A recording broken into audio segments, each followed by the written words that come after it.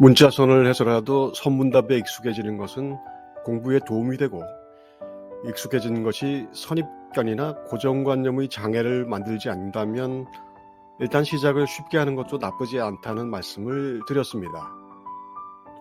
사실 선이라는 불교의 공부 영역이 현대인들의 익숙한 사고방식을 흔드는 역할을 하기 때문에 선에 익숙해진다는 것 자체가 자신이 평소 생각하는 방식에 대해 의문을 갖고 돌아보는 기회를 자주 갖는다는 면에서 명상과 같은 효과를 가져올 수 있습니다. 그것은 양날의 칼과 같습니다. 익숙하다는 것의 가장 대표적인 영어 단어가 매너리즘이라는 말인데, 틀에 박힌 태도나 방식을 뜻하는 말이죠. 우리가 바라는 바는 이런 식의 익숙함이 아니라 자주 보니 좀 알겠다 싶은 퍼밀리어에 가깝습니다. 익숙해지기 위해 여러 선문답의 내용을 살펴보다 보면 일종의 패턴을 발견할 수 있습니다. 그런데 그 패턴이 익숙해지면 매번 가리키는 것은 같고 답도 거의 똑같다고 생각할 수 있죠. 그래서 문제도 답도 예상할 수 있는 상황을 벗어나지 않는다고 느낄 수 있습니다. 괜찮습니다. 그건 그냥 형식입니다. 질문이나 답이 모두 형식입니다. 진리가 뭐냐, 뜰 앞의 잣나무다. 그런 질문과 답을 염두에 두는 것이 매너리즘입니다. 반대로 진리가 무엇이냐고 물었을 때 형식은 차용하되 익히 보았던 대답을 모두 지워버리는 것이 선공부입니다. 대사가 대중들에게 말하길, 온갖 말과 글에서 중생업을 끊어야 한다. 어떤 중이 묻기를, 어떤 것이 중생업을 끊는 구절입니까? 그대의 입이 콧구멍과 같다. 대사님이 말과 글의 의미와 뜻만 따라다니면 안 된다는 강론을 펼쳤습니다. 그러자 듣던 스님 하나가 그게 도대체 어떤 겁니까? 예를 한번 들어주시면 좋겠습니다. 라고 질문을 합니다. 그러자 대사님은 너희 입과 코가 같은 거라고 일러줍니다. 우리는 이런 이야기들을 꽤 여러 번 들을 수 있습니다. 친절한 해설도 많죠. 입이 콧구멍과 같다는 것은 하나의 비유이죠. 말하는 것이나 냄새를 맡는 것이나 모두 감각의 작용이 일어난 것인데, 그것들을 아는 것은 그대의 성품이다. 말하는 것은 입이 아니라 성품이고, 냄새 맡는 것은 코가 아니라 성품이라서 눈으로 먹기도 하고 다리로 듣기도 하는 것이다 라는 설명입니다. 이런 설명에 익숙해지면 그것을 안다고 생각하기 쉽습니다. 단어를 알고 논리를 알면 그것을 이해한다는 익숙한 틀에 들어가게 됩니다. 실제로 저렇게 대답하기 위해 직접 체험한 것이 아닐 때에도 마치 그런 것처럼 대답할 수는 있습니다. 하지만 이런 착각은 패턴이 살짝 바뀌면 곧바로 난관에 부딪히게 됩니다. 서천 오랑캐는 어째서 수염이 없는가? 서천 오랑캐는 달마 스님을 말합니다. 우리는 달마도라는 그림을 통해 우락부락한 달마의 얼굴을 알고 있습니다. 그런데 달마가 수염이 없었던가요? 내가 달마도를 본 것이 맞나 하는 생각이 듭니다. 도대체 뭔 질문이지?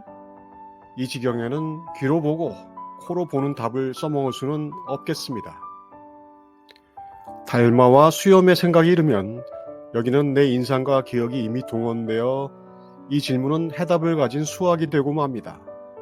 달마는 수염이 있다. 질문이 잘못되었다. 잠깐만, 이거 선문답인데 뭔가 기발한 답이 나와야 하는 거 아닌가? 질문의 저희가 뭐지? 달마, 수염이 성품인가? 아니면 성품에는 수염이 없는 건가? 익숙해지는 것으로는 선문답의 말과 글을 따라다니는 것을 멈출 수 없습니다. 그래서 제가 권장하는 익숙함은 그저 형식에 대한 친숙함도 아니라는 걸 알 수 있습니다. 오히려 그 익숙함이란 그냥 각오하라는 명령에 가깝습니다. 선은 친숙해질 수 없는 거라는 사실에 친숙해지는 겁니다. 도곡이 와서 절을 하고 묻기를, 경에 온갖 형상을 떠나면 부처라 하였으나 지금 눈앞에 온갖 형상이 분분하니 어찌해야 여의겠습니까? 대사가 답하길, 그대는 무엇을 보았는가? 이에 도곡이 흔연히 기뻐하면서 이를 소중히 여겼다. 경전에는 온통 형상을 떠나야 부처라고 하는데 저는 온통 형상으로만 보이니 이걸 어쩌면 좋겠습니까? 라는 물음에 대해 대사는 넌 뭘 봤다는 거야? 라고 거꾸로 묻습니다. 대사님은 도곡이 봤다는 것에 대해 도곡이 봤다는 형상에 대해 그게 뭔데? 라고 거꾸로 물은 겁니다. 대사는 형상으로 뭔가 보고 있다는 도곡의 생각을 이용해 그런 질문 자체가 성립되지 않는다는 이야기를 한 것입니다. 형상으로 보인다는 그 이야기 자체가 말도 안 되는 헛소리니까 아예 다시 한번 보라는 겁니다. 이런 뉘앙스는 사실 글로만 보면 쉽게 느낄 수 없기 때문에 이런 해설도 또한 구체한 것임을 알면 좋겠습니다. 숱한 고민을 거쳐 대사에게 어렵사리 말을 꺼낸 도곡은 그 순간 생각이 깨져버립니다. 마치 호롱불이 꺼져버리자 깨달은 금강경의 왕자 덕산의 경우처럼 경계가 무너진 것이죠. 대사의 반화적 질문이 이 선문답의 형식입니다. 형식을 이해한다고 해서 익숙해질 수 있는 것이 아니라는 것을 이제 이해할 수 있을 겁니다. 만약 수행자가 익숙하게 느껴지는 형식이 보인다면 스승은 그 익숙한 형식을 뒤흔들 형식을 금방 발견할 수 있습니다. 선문답은 내용만이 아니라 형식의 재구성을 자유롭게 쓸 수 있는 몇 안 되는 가르침의 방식이기 때문입니다.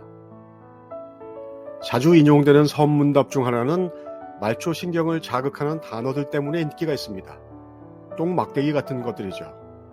똥막대기를 본 적도 없는 사람도 이런 자극적 표현에는 익숙합니다. 그래서 큰 감흥을 못 느낄 수도 있습니다. 물론 모두 상황과 형식의 문제만은 아닙니다. 불법의 저쪽 편은 어떻습니까? 오줌 싸는 소리 하지 마라. 깨치고 난 뒤에는 어떻습니까? 아이고, 똥까지 싸는구나. 만약 이 문답을 저렇게 고색 창연한 표현이 아닌 전혀 다른 표현으로 바꿔놓으면 꽤나 불쾌감을 느낄 수 있는 그로테스크한 묘사가 될 수 있습니다.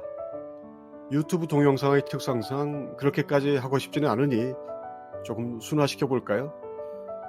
스승에게 이런 답을 받으면 어떻게 하실 건가요?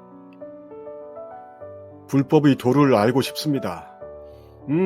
일단 현금으로 1,000만 원 걸자. 오케이?